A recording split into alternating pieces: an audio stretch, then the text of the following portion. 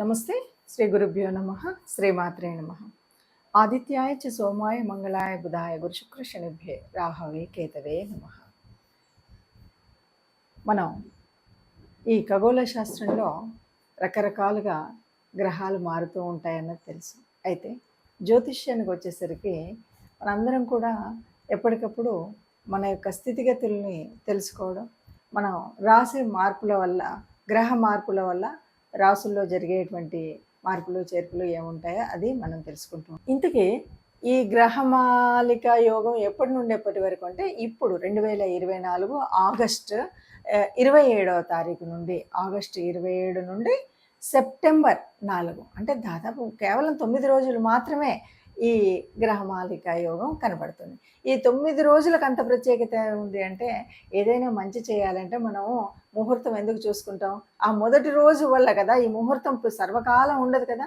ముహూర్తం మంచిదైతే తర్వాత చేసే పనులన్నీ మనకు శుభంగా వర్ధిల్లుతాయి. అందుకని ఈ 9 రోజుల కాలంలో ఈ గ్రహయోగము అనేటువంటిది, ఈ యోగం ఉంది కదా, ఈ గ్రహమాలిక యోగం యొక్క ఫలాలు మనకు సిద్ధించాలంటే మనం చేయాల్సినవి అంటే ఈ రకంగా మనం ఎలా వడిసి పట్టుకోవాలి అనేటువంటిది మనం ఆలోచించాలి. జ్యోతిష శాస్త్రంలో మనం ఎప్పుడూ కూడా మన యొక్క రాబోయే స్థితిగతులను తెలుసుకోవడం అనేటువంటిది జన్మకుండలి ద్వారా మనం చేసేటువంటి పని. అయితే గ్రహాలు మారుతూ ఉన్నప్పుడు గ్రహ సంచారం వల్ల గోచార స్థితి ఏర్పడుతూ ఉంటుంది. ఆ గోచారం వల్ల ఒక్కొక్కసారి ఒక్కొక్క రకమైనటువంటి యోగాలు ఏర్పడుతుంటాయి, అవయోగాలు ఏర్పడుతుంటాయి. ఈ యోగాలు అనేటువంటివి అందరికీ తెలియవచ్చు, తెలియకపోవచ్చు. కానీ మనకు పరాశర సంహితలో కనబడేటువంటివి ఇలా మార్పులు చెందినప్పుడు అనేక గ్రహాల యొక్క కలయికల వల్ల, వాటి వల్ల దాదాపు 100కు పైచిలుకు యోగాలు అనేవి ఉన్నాయి. వీటిని తెలుసుకొని వీటి వల్ల మనకు ఏ రకమైన ఉపయోగం ఉంది, వీటిని ఎలా మనం ఈ సమయంలో ఏ రకమైన పనులు చేస్తే మనకు అది కలిసి వస్తుంది అనేటువంటిది తెలుసుకోవడం అనేది ముఖ్యం. అయితే ఇప్పుడు ప్రస్తుతం గోచారంలో అంటే చాలా తొందరలో ఖగోళంలో ఒక గొప్ప మార్పు అయితే జరగబోతుంది. ఆ మార్పు ఏమిటి అంటే, గ్రహాలన్నీ దాదాపుగా గ్రహాలు ఒక వరుసలో నిలబడుతున్నాయి. ఈ వరుసలో ఉండడం అంటే మనకి ఎలా కనపడుతుందంటే, ఒక పూలన్నీ కలిపి కడితే వచ్చేటువంటి మాలలాగా ఉంటుంది. అందుకని దీన్ని మాలికా యోగము అంటారు. అంటే గ్రహాలన్నీ ఒక మాలలాగా కడితే ఎలా ఉంటాయో అలా ఒక వరుసలో ఉండడాన్ని గ్రహమాలికా యోగం అంటారు. ఈ గ్రహమాలికా యోగం ఎక్కడ నుండి ఎక్కడి వరకు జరుగుతుంది అంటే, ముఖ్యంగా మనకి తెలుసు, వృషభ రాశిలో గురు భగవానుడు ఉన్నాడు, అది మొదటి స్థానంలో కనపడితే, మిథున రాశిలో మనకి బుధుడు వక్రించి ఉన్నాడు. ఇక కర్కాటకంలో కుజుడు ఉన్నాడు. సింహరాశిలో రవి తన సొంత ఇంట్లోనే ఉన్నాడు. తర్వాత కన్యలోకి వచ్చేసరికి కేతు భగవానుడు ఎప్పటి నుండో ఉన్నాడు, అతనికి తోడుగా శుక్రుడు వచ్చాడు. ఇప్పుడు మనకేం కనిపిస్తుంది అంటే, వృషభ రాశి నుండి కన్యా రాశి వరకు ఒక్కొక్క రాశిలో ఒక్కొక్క గ్రహము, చివరిలో 2 గ్రహాలు, ఇలా ఈ గ్రహాలన్నీ ఒక మాల కూర్చితే ఎలా ఉన్నాయో అలా మాలలాగా ఉన్నాయి. దీన్ని గ్రహమాలికా యోగం అంటారు. ఈ గ్రహమాలికా యోగం వల్ల ఎవరెవరికైనా ఉపయోగం ఉందా అంటే, ఇలాంటివి ఉన్నప్పుడు దాదాపుగా అందరికీ ఉపయోగం ఉంటుంది. అందరికీ ఉపయోగం ఉన్నప్పటికీ అది అందరికీ తెలుసు, తెలియకపోవచ్చు. ఒకవేళ ఈ మాలికా యోగాన్ని సరిగ్గా మనం ఈ సమయంలో మనం చేసే పనులు సరిగ్గా ఉంటే బాగుంటాయి. ఒక్కొక్కసారి ఏంటంటే కొన్ని పరిహారాలు అవి చేసుకోవాలి. ఆ పరిహారాలు కానీ, లేదంటే కొంత దేవతానుగ్రహం కోసం కానీ, గ్రహం కోసం కానీ కొన్ని పనులు చేయాలి. అలా చేసినట్టయితే ఈ ఉన్నటువంటి గ్రహమాలిక యోగం మనకి చక్కటి ఒక పని చేసుకునేటప్పుడు ఆ పనికి ఇంకా అంటే ఈరోజు ఈ పని చేయడం వల్ల రేపటి భవిష్యత్తుకు బాగా ఉపయోగపడింది అనేటువంటి పనులు కొన్ని ఉంటుంటాయి. అంటే ఆ రోజు ఆ పని చేయబట్టి నాకు తర్వాత ఎంత కలిసి వచ్చింది అంటుంటారు కదా. అలాంటి యోగం రావాలి అంటే ఈ గ్రహమాలిక యోగం ఉన్నటువంటి కాలంలో కొన్ని పనులు చేస్తే కలిసి వస్తుంది. అయితే ఇందులో కూడా మనం ఏంటంటే ఒక్కొక్క రాశి వారికి మరి ఎలా ఉంటుంది, ఎవరికి ఏ రకంగా ఉంటుంది అన్నది కూడా మనం విడివిడిగా చూద్దాం. ఇప్పుడు మేషరాశి, మేషరాశి వారికి మరి ఈ గ్రహమాలిక యోగం ఎలా ఉంది అంటే, మేషరాశి వారికి ద్వితీయ నుండి దాదాపుగా షష్టమ స్థానం వరకు అంటే ఆహ్, గురు గురువు వృషభంలో ఉన్నాడు కదా! వృషభంలో గురువు ఉన్నాడు. అట్లాగే మనకు మిథునంలో వక్రించినటువంటి బుధుడు, కర్కాటకంలో కుజుడు ఇలా ఉన్నారు కదా! ఇది మనకు కన్యా రాశి వరకు, కన్యా రాశిలో కేతువు, శుక్రుడున్నాడు. ఇలా ఉంది. ఇలా ఉన్నప్పుడు మనకి ఎలా ఉంటుంది అంటే మేషరాశిలో ద్వితీయంలో గురువుడు ఉన్నాడంటేనే మనకు తెలుస్తుంది కదా! దాదాపుగా రెండవ స్థానం నుండి షష్టమ స్థానం వరకు ఉండేటువంటి అన్ని రకాల ఉపయోగాలు ఉంటాయి. అంటే ఒక వాక్ స్థానం, ఒక కుటుంబ స్థానం అంతా కూడా భద్రంగా ఉంటుంది. తృతీయం కమ్యూనికేషన్ స్కిల్స్ ఇవన్నీ కూడా బాగా ఉంటాయి. చతుర్థంలో ఉన్నటువంటి కుజుడు చతుర్థంలో ఉన్నాడు అంటేనే మనకి భూములు కొనుగోలు కానీ, ఇవి వాహనాలు కానీ, ఇంటికి సంబంధించినవన్నీ కూడా మనం చేసుకోగలుగుతామని తెలుస్తుంది కాబట్టి మనకు సింహరాశిలో రవి తన స్వస్థానంలో ఉన్నాడు.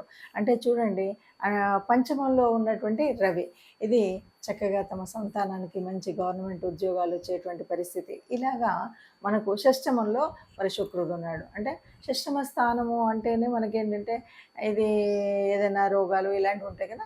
ఇప్పుడు దీనికి వ్యతిరేకంగా అనమాట. కేతువు కూడా అదే స్థానంలో ఉన్నాడు. కొంత వైరాగ్యం ఉన్నప్పటికీ కూడా మనకి ఎలా ఉంటుంది అంటే అన్ని రకాలుగా మొత్తంగా మనం రిజల్ట్ కనుక చూసుకున్నట్టయితే మంచి ధనం అంటే ఆర్థిక వ్యవస్థ పరిపుష్టం అవుతుంది. సంతానం విషయంలో బాగుంటుంది. సంతానం ఉద్యోగం విషయంలో బాగుంటుంది. మొత్తంగా చెప్పాలంటే ఈ ఇక్కడ ఈ ఉన్నటువంటి ఈ 9 రోజుల కాలంలో మనం మంచి పనులు చేసేటువంటిది చాలా అంటే మన కోసం మనం చేసుకుంటూ ఉంటాం కదా! ఏదైనా మొదలుపెట్టేవి ఇలాంటివి ఇవి చక్కగా మన డెవలప్మెంట్‌కు మొదలు పెట్టుకునేటువంటివన్నీ కూడా చాలా తర్వాతి కాలంలో వృద్ధి చెందే విధంగా ఉంటాయని చెప్పొచ్చు. ఇప్పుడు ఏదైనా సరే మనం చూసాం కదా! ఇలా ఉన్నప్పుడు మనం ఎలా చేయాలి? ఏ రకంగా చేస్తే మనకు ఉపయోగం అంటే మన చుట్టుముట్టు కూడా చాలా కలిసొచ్చే విషయాలు ఉంటాయి. మనకు ఎందుకో తెలుసుకోలేకపోతాం. ఇప్పుడు మనం తెలుసుకున్న దాన్ని బట్టి ఇప్పుడు గ్రహమాలిక యోగం ఉంది కాబట్టి మనం ఈ పని చేస్తే బాగుంటుంది. ఈ పని వల్ల మనకి ఇలాగ ఉంటుంది.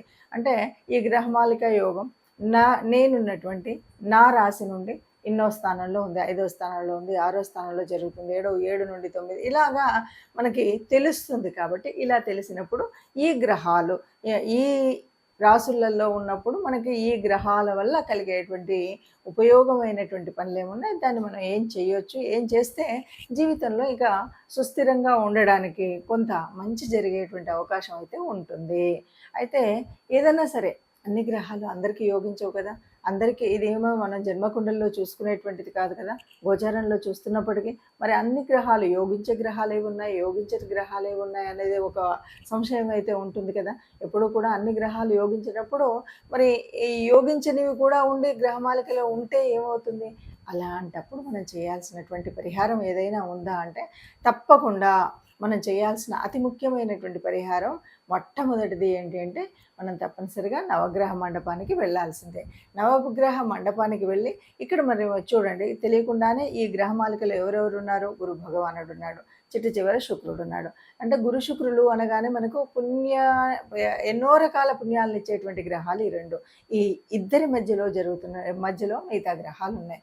కాబట్టి దాదాపు మంచినిచ్చేటువంటి వాళ్ళే కానీ కొన్నిసార్లు మనకు యోగించినటువంటి పరిస్థితి ఉంటే కూడా మనం ఆ ప్రాప్తాన్ని పొందాలి అంటే మనం మన గురువు భగవానుడు మొదలు బుధుడు వక్రించి ఉన్నాడు ఆయన, తర్వాత కుజుడు, రవి, శుక్రుడు, కేతు భగవానుడు వీళ్ళందరూ ఉన్నారు. వీళ్ళందరినీ ప్రార్థించాలన్నమాట. అంటే ఏం చేయాలి? నవగ్రహ మండపానికి వెళ్ళి మనకు ఉన్నటువంటి నవగ్రహాలని, రాహుకేతు భగవాళ్ళని వీళ్ళందరినీ అంటే ఈ 9 మందిని మనం పూజించడం, లేకపోతే నవగ్రహ ప్రదక్షిణ చేయడం. ఇది మరి ఈ జరుగుతున్నటువంటి కాలం అంటే మనకి ఆగస్ట్ చాలా ఇది తక్కువ కాలం, అతి తక్కువ కాలం అయినప్పటికీ కూడా అంటే ఆగస్టు 27న మొదలయ్యి ఇది దాదాపు సెప్టెంబరు 4 వరకే. అంటే మనం చూస్తే కనుక దాదాపు 9 రోజులు కూడా లేనటువంటి సమయం ఇది. అంత ఉపయోగం అంటే తప్పకుండా ఈ నవగ్రహాలు మనకు కలిసి వస్తే ఈ 9 రోజులు యొక్క ఈ గ్రహమాలిక యోగం వల్ల మనకు జీవిత కాలంలో మంచి జరిగేటువంటిది చాలా ఉంటుంది. అందువల్ల ఒకటి నవగ్రహ ఆరాధన. ఇక రెండవది విష్ణు భగవానుడి ప్రార్థన. అంటే ఏ రూపమైనా పర్వాలేదు. విష్ణు సహస్రం వింటామా, విష్ణుమూర్తి గుడికి వెళుతామా, విష్ణువుకు సంబంధించినటువంటి కార్యక్రమాలు చేస్తామా, రామావతారం అవ్వనివ్వండి, కృష్ణుడి అవతారం అవ్వనివ్వండి, విష్ణు సంబంధితమైనటువంటి ఏ రూపమైనా సరే విష్ణు ఆరాధన చేయడం. ఇక మూడవది గోమాత, గోశాల. ఈ 2 గోశాలలో సేవ చేయడం, గోమాతకి గ్రాసం అందించడం. ఇలాగా గోమాతకు సంబంధించినటువంటి ఏదైనా గోపూజ చేస్తాము, గోమాతకు సంబంధించిన లేకపోతే గ్రాసం ఇవ్వడంతో పాటు కొన్నిసార్లు గోమాతలను ఎవరికైనా మనం పెంచే వాళ్ళకి ఇవ్వడం, ఇలాంటివి ఉంటాయి కదా. ఇవి ఏవైనా చేయొచ్చు.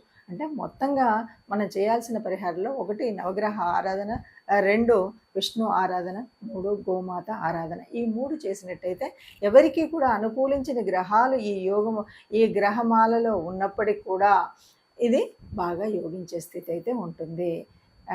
ఈ ఈ సమయం, ఈ 9 రోజుల్లో అందరికీ మంచి జరగాలని కోరుకుందాం. అందరికీ కూడా ఈ యోగము ప్రతిఫలించేలాగా చైతన్యవంతంగా వీరి దీంట్లో ఉండాలని కోరుకుందాం. అందరూ బాగుండాలి, అందులో మనం ఉండాలి. సర్వే జనా సుఖినో భవంతు.